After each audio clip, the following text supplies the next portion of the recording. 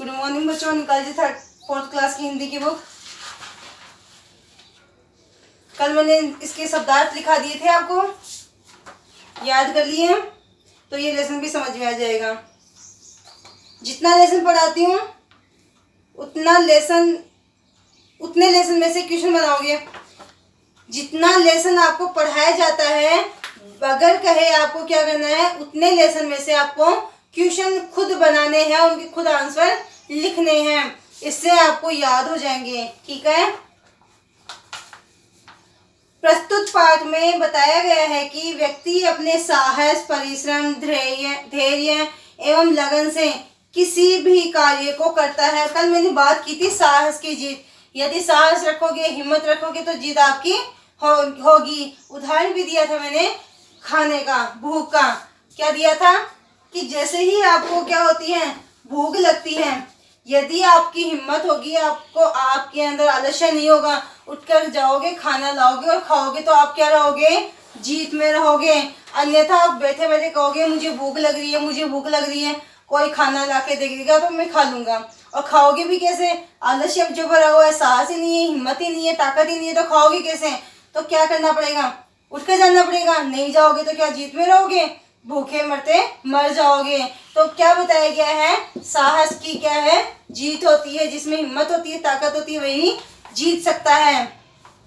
तो धैर्य एवं लगन से किसी कार्य को करता है तो सफलता उसकी कदम चूमती है। इसी पाठ में बताया गया है कि विल्मा ग्लोडियन रुडोल्फ विलक्षण प्रतिभा से संपन्न ऐसी महिला थी जिन्होंने अपनी शारीरिक अपंगता के बावजूद जीवन के शिखर को भी प्राप्त किया।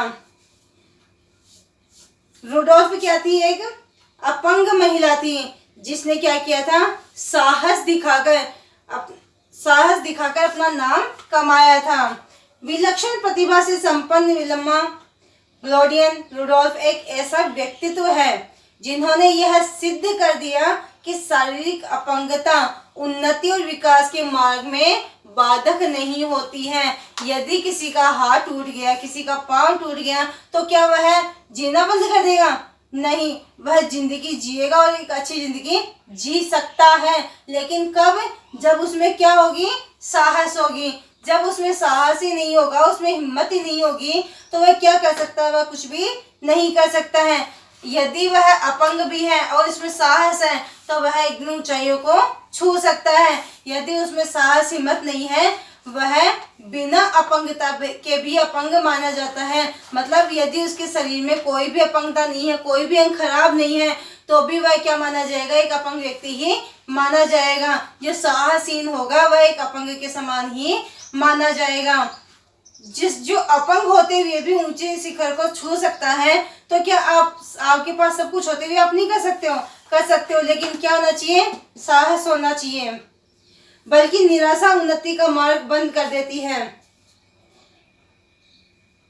जब व्यक्ति साहस, परिश्रम, धैर्य एवं लगन से किसी कार्य को करने का संकल्प लेता है तो सफलता उसके कदम चूमती है। वही बात सामने आ रही है, जो साहस रखेगा, धैर्य रखेगा, परिश्रम करेगा, लगन से कार्य करेगा, ईमानदारी से कार्य करेगा, वही व्यक्ति क्या हो सकता है, सफल हो सकता है। और सफलता क्या करेगी, उसके कदम चूमेगी। विल्मा रुडोल्फ का जन्म 23 जून 1940 को क्लार्कविले, टेनेसी, अमेरिका में हुआ था। रुडोल्फ का जन्म कहाँ हुआ था? क्लार्कविले, टेनेसी, अमेरिका में हुआ था। कब हुआ था? 23 जून 1940 में। वे बचपन से ही अपंग थी। इसी कारण 7 वर्ष तक उनकी शिक्षा दीक्षा कहाँ हुई थी? घर पर ही हुई थी। कहाँ हुई थी? घर पर। जब वे पहली बार विद्यालय गई तब साउथ स्टेट के विद्यालय श्वेत और श्यामवर्णीय विद्यार्थियों के बीच बटे हुए थे। जब वे पहली बार विद्यालय गई थी तो साउथ स्टेट की जो विद्यालय हैं वो श्वेत और श्याम वर्णीय विद्यार्थियों के बीच बटे हुए थे। मतलब ये था, जो गोरा था उसका विद्यालय अलग था और जो सांवला था, जो काला था, उसका विद्यालय क्या था, अलग था। दोनों प्रकार के विद्यालय में समान शुल्क देना पड़ता, लेकिन शुल्क क्या था? समान था। शुल्क का मतलब फीस, जो आप पैसे स्कूल में जमा करवाते हो ना, उनको शुल्क बोलते हैं। तो वो शुल्क क्या थे?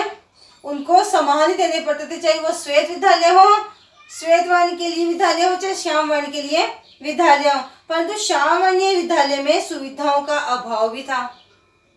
जो श्वेत वर्ण के थे, जो गोरे थे, जो सुंदर थे, उनका विद्यालय अलग था, उनके पैसे भी लगते थे, उनको सुविधाएं भी मिलती थी।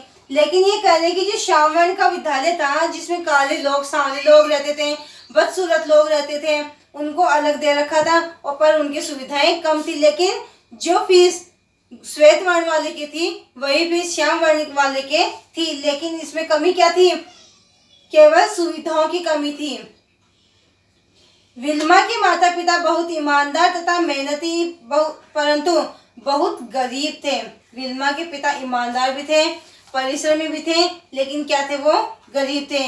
विल्मा के पिता सामान ढोने का काम करते थे तथा माँ गोरे लोगों के यहाँ खाना बनाने, कपड़े धोने, सफाई का कार्य करती थी। उसकी माँ क्या करती थी? अमीर लोगों के घरों में जाकर सफाई करती थी, खाना बनाया करती थी। विल्मा के जन्म के समय रंग भेद की नीति बहुत जोरों पर थी। जब विल्मा का जन्म हुआ तब रंग भेद की नीति थी, मतलब ये गोरा है, ये काला है, ये यहाँ नहीं रहना चाहिए, ये यहाँ नहीं आना चाहिए, ये इसके हाथ नहीं लगाएगा, इस प्रकार की भेद की नीति क्या थी? जोरों पर थी। इसलिए उनकी तथा उनकी माँ की उचित देखभाल न हो सकी।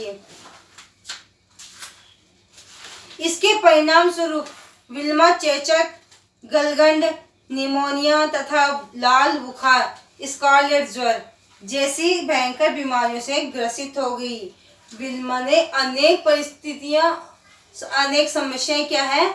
अनेक परिस्थितियों का सामना किया है, अनेक समस्याएं उन्होंने झेली हैं। पहले तो वो अपंग थी, और फिर क्या था? उसके चेचक हो गया, गलगंड हो गया, निमोनिया हो गया, और लाल बुखार हो गई। लाल बुखार को क्या कहते हैं? स्कारलेट ज्वर कहते हैं। तो इतनी बीमारियों से ग्रस्त होने के बावजूद भी उन्होंने क्या किया था? ऊंचाइयों को छू लिया था। इसमें आगे इसके साथ क्या होता है, इसके आगे की परिचय, इसकी जानकारी, विल्मा की जानकारी हम कल देखते हैं।